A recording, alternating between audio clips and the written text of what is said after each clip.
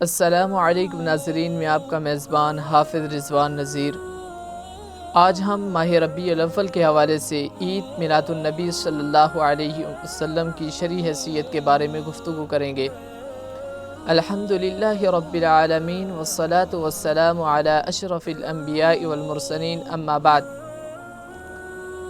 قال اللہ تبارک و تعالی فی القرآن المجید والفرقان الحمید: اليوم اکملت لکم دینکم واتممت علیکم نعمتی ورضیت لکم الاسلام دینا۔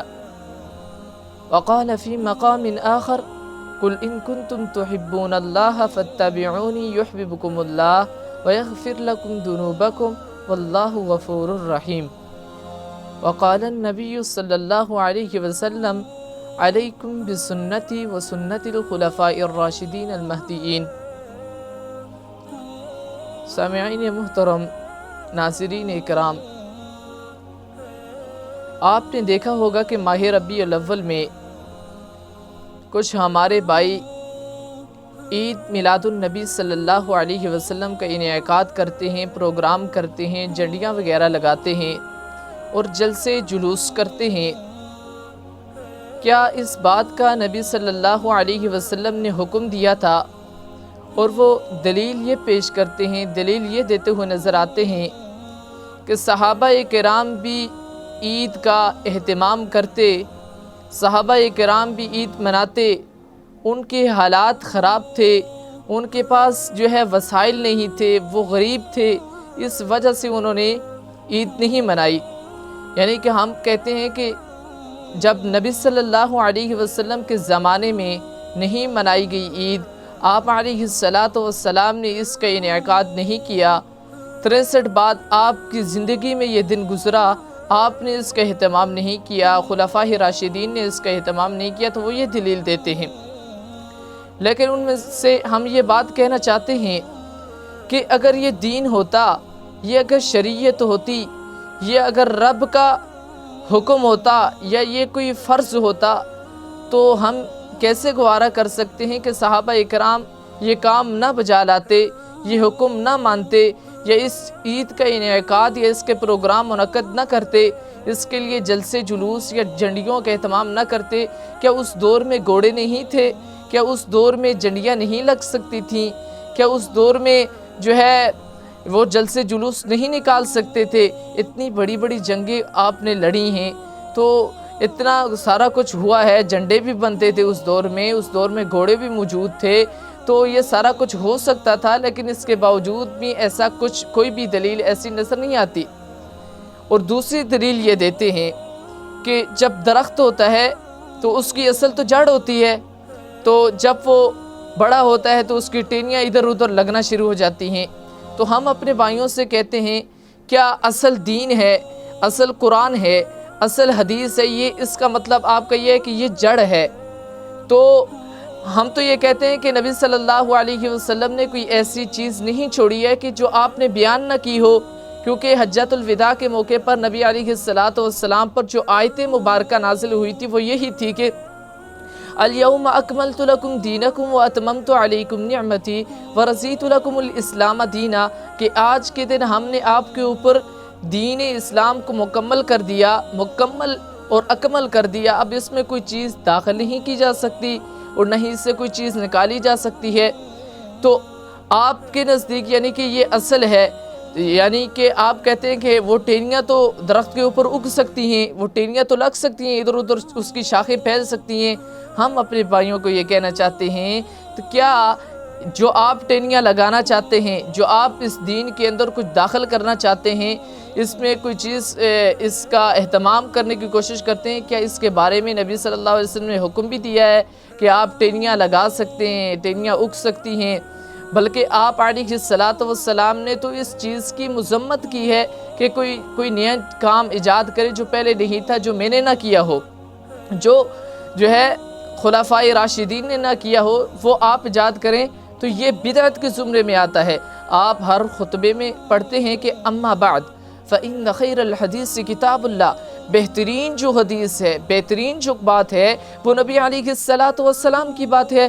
وخیر الہدی ہدی محمد صلی اللہ علیہ وآلہ وسلم، جو بہترین ہدایت ہے وہ نبی علیہ السلام کی سنت ہے۔ وَشَرَّ الْأُمُورِ مُحْدَثَاتُهَا،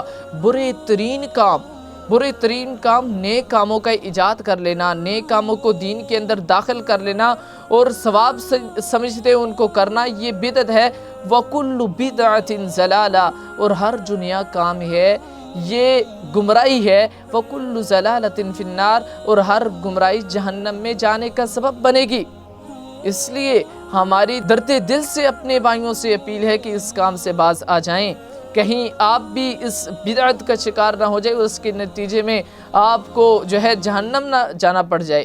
نبی علیہ السلام نے فرمایا کہ صحیح بخاری مسلم کی روایت ہے، من احدث فی امرنا ھذا ما لیس منہ فہو رد، جس نے کوئی نیا طریقہ ایجاد کیا، جس نے کوئی نیا عمل کیا، فی امرنا ما لیس منہ، جو ہمارے جو ہے طریقے پر نہیں تھا، جس میں ہمارا حکم نہیں تھا، فہو رد، تو وہ عمل مردود ہے۔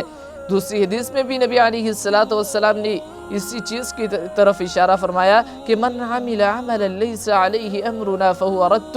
اسی طرح نبی علیہ السلام نے فرمایا کرنی خیر القرون کرنی، بہترین زمانہ میرا زمانہ ہے، خیر القرون کرنی ثم الذین یلونہم ثم الذین یلونہم، بہترین زمانہ آپ علیہ السلام کا زمانہ ہے، بہترین زمانہ نبی علیہ السلام کے صحابہ کرام کا زمانہ ہے، بہترین زمانہ تبع و تابعین کا زمانہ ہے۔ کیا ان زمانوں کے اندر عید میلاد النبی صلی اللہ علیہ وسلم کا انعقاد کیا گیا؟ کیا کوئی پروگرام کیا گیا؟ کیا کوئی جو ہے مجلس منعقد کی گئی ہے؟ حالانکہ 12 ربیع اول کے بارے میں تو نبی صلی اللہ علیہ وسلم کی اس دن تو وفات ہوئی ہے، اور جو تاریخ پیدائش ہے آپ علیہ السلام کی، اس میں تو اختلاف ہے کہ 11 کو ہوئی، 10 کو ہوئی یا 9 کو ہوئی، اس میں تو اختلاف ہے، لیکن تاریخ وفات کے اندر کوئی بھی اختلاف نہیں موجود۔ تو نبی علیہ السلام کی جو تاریخ وفات ہے وہ 12 ربیع الاول کو ہی ہے، اور اس دن جب صحابہ کرام کا جو ایک خوش تھے، دین پر عمل کر رہے تھے، سارا کچھ تھا، وہ اس دن جو ہے صحابہ کرام کا یہ حال تھا۔ صحابہ کرام اس دن مدینہ کی گلیوں سے رونے کی آوازیں آ رہی تھی، مدینہ کی گلیوں سے ہر طرف سے سناٹا چھایا ہوا تھا، لیکن ہمارا یہ حال ہے کہ 12 ربیع الاول کو ہم جلسے جلوس کرتے ہوئے، جھنڈیاں لگاتے ہوئے اور فضول خرچی کرتے ہوئے نظر آتے ہیں، جس کا نبی علیہ السلام نے نہ حکم دیا اور نہ ہی آپ علیہ السلام نے خود کیا ہے۔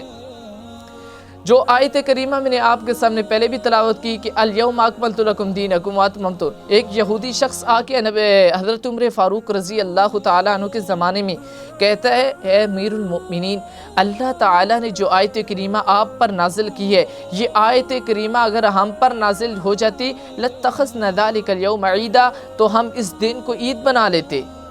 لیکن حضرت عمر فاروق کہتے ہیں یہ کون سی آیت ہے؟ وہ یہودی تلاوت کرتے ہوئے کہ الیوم اکملت لکم دینکم واتممت علیکم نعمتی۔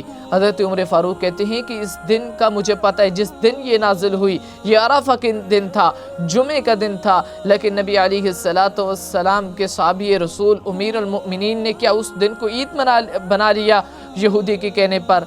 ان کو پتہ تھا کہ یہ بدعت ہے، جو نبی صلی اللہ علیہ وسلم جس کام کا حکم نہیں دیا۔ اور اسی طرح نبی علیہ السلام کی اطاعت ہم پر لازم ہے، جس چیز کا نبی علیہ السلام نے حکم دیا یہ ہم پر لازم ہے۔ من یطیع الرسول فقد اطاع اللہ، جو اللہ کے رسول کی اطاعت کرے فقد اطاع اللہ، تو اس نے گویا اللہ کی اطاعت کی۔ دوسری آیت کریمہ جو شروع میں نے آپ کے سامنے تلاوت کی تھی، اور ہم بات کو ختم کرتے ہیں کہ قل ان کنتم تحبون اللہ فاتبعونی، کہہ دیجیے ہے کہ ہم پیغمبر صلی اللہ علیہ وسلم ان کنتم تحبون اللہ، اگر تم اللہ سے محبت کرتے ہو فاتبعونی، تو میری پیروی کرو، یحببکم اللہ، تو اس کے نتیجے میں اللہ تعالیٰ آپ سے محبت کرے گا، ویغفر لکم ذنوبکم، آپ کے گناہوں کو معاف کر دے گا، واللہ غفور الرحیم، اللہ تعالیٰ گناہوں کو معاف کرنے والا ہے۔ تو یہی ہے کہ نبی علیہ السلام کی ہمیں اطاعت کرتے ہوئے، آپ کے صحابہ کرام کی طرز عمل پر چلتے ہوئے، جو 4 امام ہیں ہمارے، امام احمد بن حنبل، امام شافعی، امام مالک اور امام ابو حنیفہ رحمہ اللہ تعالی علیہ انہوں نے بھی ایسا عمل نہیں کیا. تو ان سب کے نقش قدم پر چلتے ہوئے دین اسلام کے صحیح صراط مستقیم پر چلتے ہوئے ہمیں یہ عید نہیں منانی چاہیے اور نہ ہی اس کا اہتمام کرنا چاہیے اور نہ ہی یہ دین اسلام میں یہ ہے اور نہ ہی ہمیں اس میں داخل کرنی چاہیے. اللہ تعالی سے دعا ہے کہ اللہ تعالی ہمیں صراط مستقیم میں چلنے کی توفیق عطا فرمائے اور دین میں نیک اعمال سے ہمیں بچائے. وقولوا قولی ھذا واستغفر اللہ لی ولکم ولسائر المسلمین واستغفروہ انہ هو الغفور الرحیم. اب ہوگی آپ کی بات صرف DTH نیوز پر.